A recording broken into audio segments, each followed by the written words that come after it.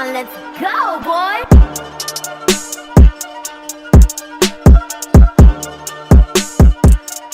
Welcome, ladies and gentlemen, to 3BG at the Movies, where we are going to be talking about Deadpool 3, aka Deadpool and Wolverine. Gotta say, Sue, I feel as millennials, we're blessed to have experienced so many crossovers and even stuff that we've talked about in life. I think the fact that we can live to say, kids, we dreamt of Batman versus Superman, and we got the movie. Now, regardless of what you think about the movie, is whatever. But like the aspect of getting a Batman versus Superman movie is just like, oh shit, they did it, right? The fact that they made it happen is the fact that it's happened. That was an I Am Legend joke.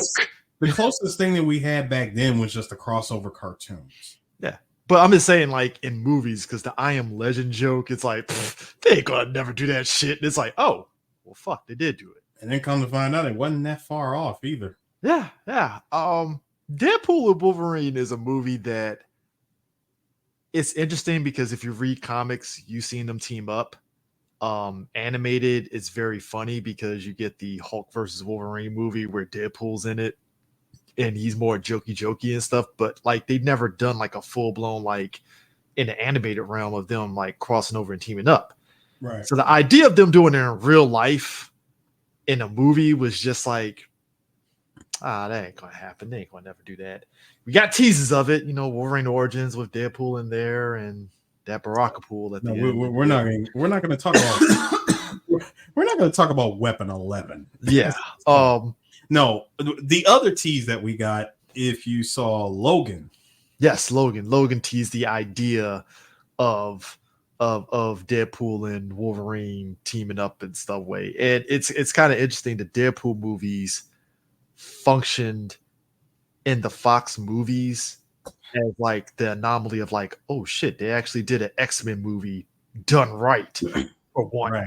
Because I mean, look, I don't know how you felt like when you saw Colossus in Deadpool 1. I don't think any of us in that theater expected Colossus to be in the fucking movie. And it's like, son of a bitch, they did Colossus right. Rushing that.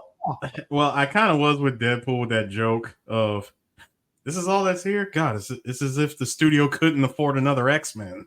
Yeah. Because I was like, wait a minute. Big mansion. It's just two X-Men. Like, because for me, I was like, wait a minute. Where is everybody? And of all people, it's Colossus. And then when Deadpool 2, we got Cable. And I'm like, yo, is anybody else from the X-Men coming? And that's because Fox was just very weird about how they did it. It's like Fox to be functioning like, all right, we got the X-Men. And it's like they immediately forgot, oh shit, there is other characters in the X-Men universe. And it's like, we've been telling you guys this shit. The fuck we like really like you quite literally had a cartoon that showed this throughout the 90s. There's been an entire cartoon for 5 seasons that showed off other characters besides the X-Men. And your live action, you're like, oh shit, we do have other characters. No shit. So like the only thing you guys knew was Genosha and Magneto. That's about it, So like Deadpool Wolverine, in one instance, it's a love letter to the Fox era of the Marvel movies that they did. And, like I said, there's highs and lows during that era. And it's also basically a red carpet for Deadpool and being introduced into the Marvel Cinematic Universe now, and such. And if you go into this movie expecting it to be this big, giant revelation of whatever theory that you got cooking your head, leave it at the fucking door when you watch this movie. Straight up. Don't just watch the movie and enjoy it for what it is as the third movie in the Deadpool franchise, and you'll be fine. Period. Full stop. That's how I took away from it, because it's very easy to kind of get wrapped up in what this could mean for that. It's just enjoy the movie for what it is. Especially with everything that this movie throws at you too. Yeah. You start getting ideas like, oh my God, they could do this, they could do that, they could totally do this. Relax. Let the movie have fun. It's really just a love letter to, fans of the Fox era. And it's just them having fun. Yeah, and that's what Deadpool is. It's about what this movie is at its core is a stupid fun movie.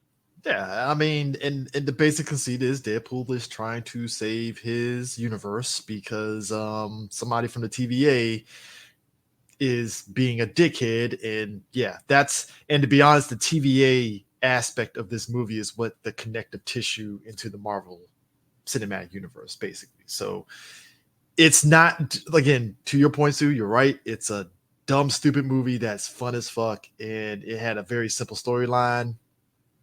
It's nothing deeper than that, guys. Like, I'm just to be honest, for anyone that's been feeling the whole superhero movie fatigue, as you know, some people want to call it,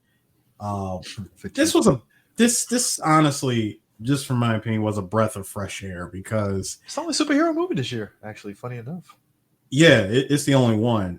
It was just a breath of fresh air from just the last few years of superhero movies that have come out that have just tried to hit it and it just doesn't, in my opinion. And for me, it was, it went back to what people loved about comic book movies is make them fun. Yeah, I mean, put this way, I think we really don't need to take them super serious. Like, we don't need to take every single superhero movie serious all the time. Yeah. Give us that classic cartoon team up, but just in live action.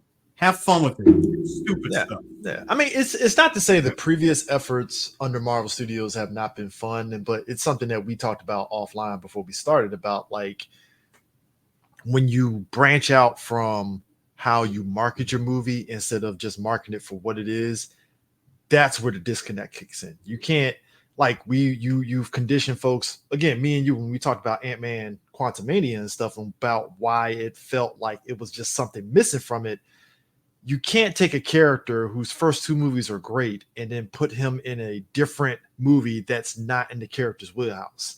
And that's been their mantra. It's me and you enjoyed, like, you don't take Ant-Man and give him his own Civil War movie. No, you can't do that, right? And it's like when we talked about the Marvels, like, both of us said the same thing with that movie. Like, there was something missing, and that's when the revelation hit me. It was like, you can't market the Marvels like to your point, a Civil War-esque movie when it's not. It's a very simple, streamlined movie, and when you market it as something else, it gives a higher expectations of what people want. And going back to Deadpool, especially when you don't have the story to pull it off. Yeah, your movie was basically a simple movie, and your marketing made it seem as though it's a ginormous movie. It's like, well, it wasn't. Now you confuse me, because what the fuck is your movie? And going into this movie with Deadpool Wolverine, they were just like, you know what?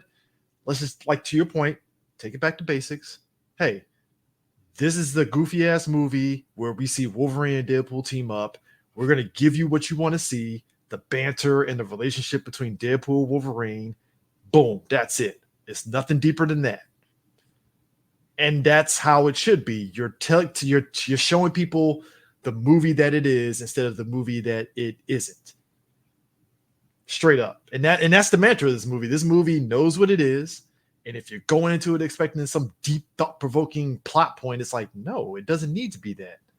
It's Deadpool. It's like, imagine going in to see Spider-Man No Way Home, and the connections that movie makes is just, hey, we're just having fun.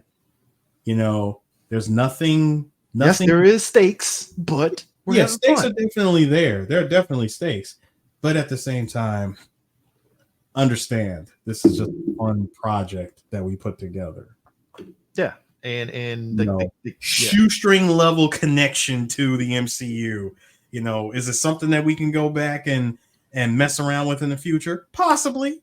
Are we going to do it anytime soon? Not really. So enjoy this fun movie while you got it. Yeah, enjoy the ride, and the cameos in this film. It doesn't take away from what the movie is. It's like, oh, these cameos are great, and some of them do play into the overarching plot. The others are just like, oh, okay, that was a dope cameo, funny, cool, move on. And the funny thing is, I don't know how many of the Easter eggs you caught. Like, beyond just the cameos, there's like small Easter eggs. Oh, I've caught them. It's a ton of it, and that's why it's like at its heart, that's why it's such a great combination of everything from Marvel Studios and even some of the Fox material, and it meshes well. Like that was one of the reasons why I like Multiverse of Madness. That was another one where they kind of mixed in certain like aspects of, to your point, like the what if nature of certain things. It's like, oh, we see Professor X, and okay, that's a dope. He got the hover chair from. Okay, cool. Actual chair from the X-Men animated series. Black Bolt looks like his. All right, cool. That's dope. And their cameos, they serve their purpose in the movie. And it's like John Krasinski actually looked like a decent Mr. Fantastic. Yeah, bearded. It's like, all right, cool. They're in there. They service the plot. They're in, out, done.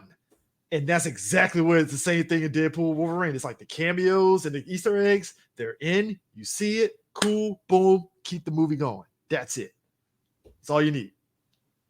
You know, but like I said, Wolverine and Deadpool, like they easily steal the show. Like as soon as you see Hugh Jackman in that costume, like it's off to the fucking races. And just look, I mean, when he put on that fucking, like, I mean, it's not really a spoiler. When he puts on that fucking mask, it's like, oh my God. Oh God, why these sons of bitches? It's like Ian Malcolm. He did it. The son of a bitch did it. For me, it was why did you take so long? Remember that second Wolverine movie, Wolverine in Japan, when they teased the costume and we were all like, opening up the freaking case, and he was like, yes. And we never got Days of Future Past said, nah, bro, we ain't gonna give you that. Nope. I'm like, why? Why would you do this to us? Do you hate me? Do you hate me? And you had him go back to the freaking 70s where that outfit would make sense. And he didn't wear it. But like I said, Fox, you make my head hurt. That's what makes this movie funny, because the Marvel Studio influence is like, oh, you want Wolverine there? Boom, we're going to give you Wolverine the full costume. And you're like, I mean, I'm not saying it would have made those previous X-Men movies like bump like top tier, but it's like, damn, like, I'm like, done. No, for me, I was like 20 years. 20 years. I waited 20 years. Look, 20 damn years. I kind of low key knew this could be a possibility when we came out of the first Deadpool movie. Remember, we went to the screener for that one. I sat back and I was like, if they're doing this, I feel we might end up getting Wolverine in the costume. I don't know how, but it can happen, because I think Deadpool showed like you can have them with the mask on and it still works. Like, yeah, you know, and like I said, it's those moments where you're just like, you start getting giddy like a kid, like, oh God, they did it. Yes. Oh my God. They're doing the thing. They're doing the thing. See? Which, by the way, I did enjoy to see the cinematography and the visual effects in this movie and stuff. It again, it didn't take itself seriously, and I like just the subtle stuff that they did with the visual effects, even down to like, look, they pull Logan and Deadpool's like healing factor to the max on certain moments where I'm like, ooh, okay, this is, okay, cool. And look, they definitely pushed the rated R to the max in this movie. I mean, this was probably the closest thing we would see to. No, this was definitely like the closest thing we would get of Hugh Jackman being Wolverine from the Wolverine video game that was based off of the bad Wolverine movie. Because when Wolverine goes in, oh my God, he goes in. He even did the freaking lunge from the game, broken ass lunge. Look, when he showed the guns in the costume like Wolverine in the comics, like, oh God, yes. And I know, and you look, one thing about this movie that I love is that it's definitely like, it felt like the last ride of Logan in a fun way. Like if the Logan movie was the dramatic last ride, yeah, this movie felt like also the last ride of Logan, but we're gonna have fun with this shit. You know, it was definitely him riding off into the sunset, giving him the proper ending that he deserved. And we know Hugh loved, like you could tell Hugh was really enjoying this film. Like there were moments where you sit back and I'm like, I know they fucking corpsed in certain parts of this movie, just laughing at the jokes. Oh yeah. They were not they did not pull any punches, unlike a certain joke that was taken out of Across the Spider-Verse. Yeah. I laughed when I actually saw the original, like when I saw the original line for it, I was like, oh, they could have kept that in the movie. I don't know why they took it out. But with the amount of jokes, the amount of jabs that they threw at both the Fox universe and the MCU, I'm like, thank you, movie, please. And I like the tongue-in-cheek nature of how this movie addressed like the talk on the internet about Marvel Studios and stuff, but just like the good and the bad. And that's what I like about it. That's how it's like, yeah, Feige and them are seeing you guys' comments about it. So it's not like they're fucking stupid or anything, So and I like that because it didn't feel like they were really like, oh man, no, they let them. I think you even said that at the top, like they just let them, like Ryan Reynolds and them, to just, hey, have fun with this shit. Do what you do. Do what you want to do with it. Have fun with it. I mean, which works. I want to say which is both a good and bad thing, because I know to a lot of people's viewpoints, if Feige's name ain't on it, it ain't connected to the MCU. It's and that's the thing too. I think, look, last movie we talked about, Madam Web. Did we do? I don't think we did a Madam Web. I refused to see that movie. I think it was Morbius. Yeah, it was Morbius, and then Venom 2, where it was like, okay, I'm not gonna be one of those people that say, oh, the quality sucks because Feige's name on it. No, because we got 2 great Deadpool movies. At least in my opinion, it had nothing to do with them. Yeah, and it's possible, like, you could do a movie really good and Feige's name ain't attached to it. It's possible. I mean, even some, like, look, I'm a stand for X-Men First Class. I love that movie, despite that one hiccup in that film. And even Days of Future Past, I didn't hate. I actually did enjoy that film, right? Yeah, I did too. So it's like it's up and down on the quality, much like anything else. So it's like, in this film, they highlighted all the good stuff and even some of the goofy shit. Like, basically, it goes back to my original argument when it comes to these superhero movies. As long as you have a good director, good writer, and good producer, you have about a 90 to 95% chance of turning in a successful film. Yeah. And that's what at its heart, that's what this movie is. And it's like, I think somebody said that this movie could divide people. I can see it, but like I said, at the top of this, your only disappointment to me is just going to be on what you thought this movie was going to be based off of wherever the fuck you were thinking or saw online and stuff, and rumors and stuff, which that sounds like a you problem. Yeah, I was gonna say.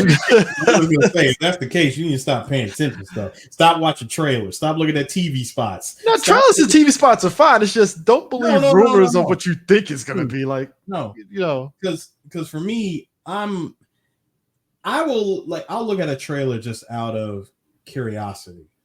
I don't look at a trailer and then after that start throwing out crazy expectations for a movie just because of the trailer. Because trust me, we've been fooled plenty of times by just the trailer alone. Mm-hmm. Now in this movie's case, I went into it blind. Outside of seeing the initial trailer, I went into the movie completely blind. I didn't expect anything, and I came out having the time of my life with this movie. Oh yeah, this movie was off to the races from jump, and that's why I'm like, these 3 Deadpool movies might be up there as like top movie trilogy easily. Like, is this a contender? Do you think this is a contender for a perfect trilogy? It definitely is. I might have to, like, because I already got Deadpool 1 and 2 on Steelbook, so this is definitely going to be a Steelbook. I was going to say, I have none of them on Steelbook. Yeah. This might be in the contender, and that says a lot too, because again, your first 2 movies, like, people forget the first movie only happened because of that leaked teaser. Yeah. That they initially shelled the movie for. But people forget, like, yeah, folk, that first movie shocked the fuck out of people on how good it really was. The fact that it was rated R. Yeah, because it's like Deadpool is known, but bunch of, like, some of this, when the Marvel Cinematic Universe started off, like, he was definitely not up there with, like, the tops, like the X-Men. It was just, he was there alongside Iron Man in terms of, like, yeah, I know of the character, but I don't know. and then boom, they do Deadpool 2, and it just. I was gonna say, I think more people knew who Deathstroke was before Deadpool. Mm-hmm. And look, we talk surprises. That second movie got me. We got an actual legit juggernaut in that movie. I was like, son of a bitch, they did it. They did it. I'm like, what can't you guys do? The years of Vinnie Jones and the weird juggernaut. It's like, oh my God, you gave us a legit. Yes, it's CG. It doesn't matter because that's how you do it. Just go CG. Just go CG. Go CG. Have fun with these movies. It was CG Colossus. Might as well. You know, you get like you're giving these stupid, high, crazy budgets. Have fun with it. Yes, because again, the special effects are going to be wonky, but it's like we don't give a shit. Just have fun. Just like, come on, just do what you do. We know it and stuff. Again, like when you don't take yourself too seriously, the audience notices, or at least in our case, we noticed it, and we know that. Oh, you legit put out a fun movie. I didn't know how much money this movie spent on all that licensed music because, whew. Well, I think the budget for this movie was like around $300 million.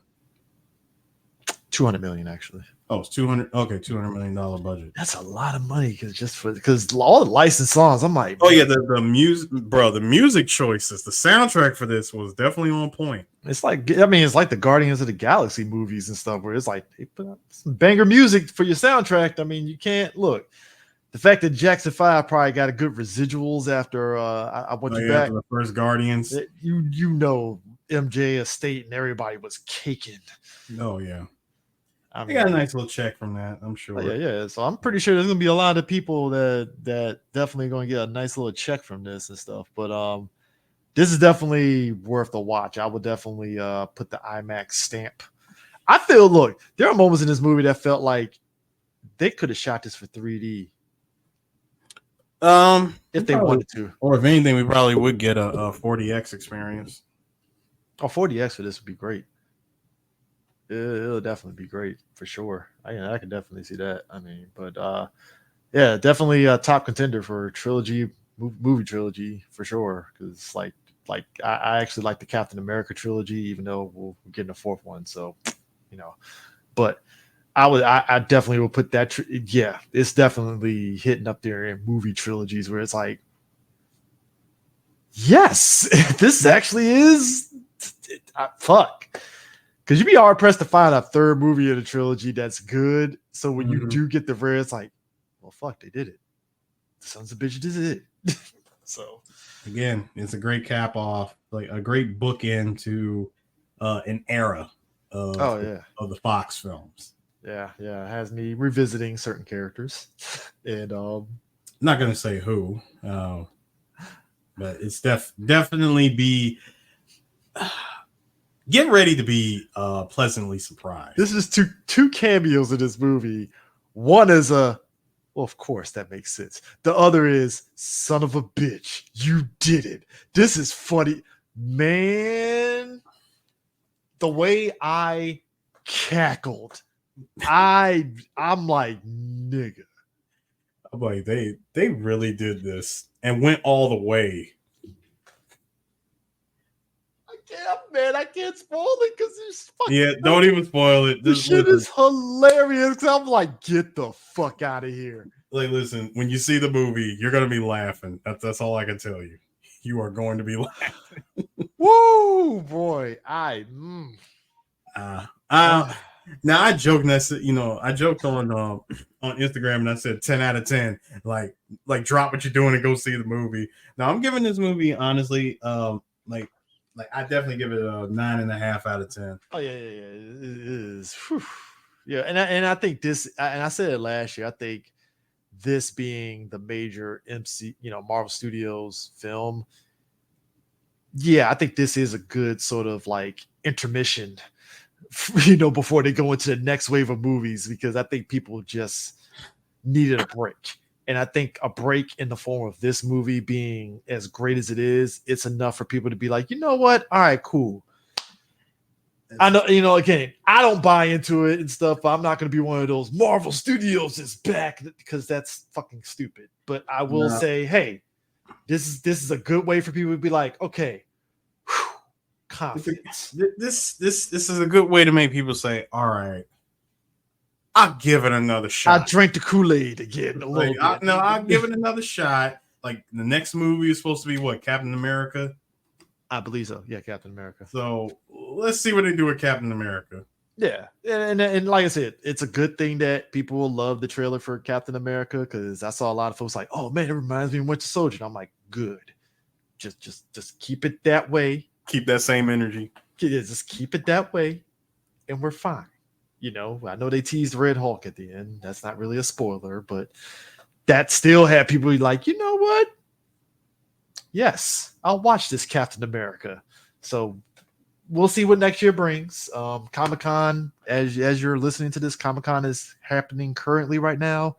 So that's going to be something else that is definitely going to kind of benefit Marvel Studios, because, you know, boom, this movie drops Thursday, and then boom, Hall H and all that stuff happens. So if this is the intermission that Marvel needs to get people back on board, hey, I'm all welcoming for it, because, hey, it just better be good.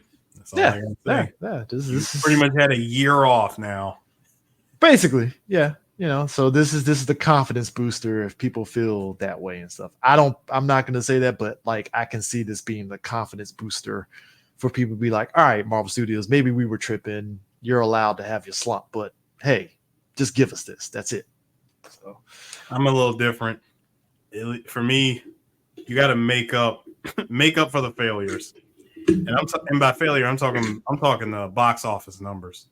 No, the box put this way, I think the only one, funny enough, the only movie that didn't make them out of all the projects, funny enough, the only projects that didn't make them money, Secret Invasion fucking just belly flop like a motherfucker.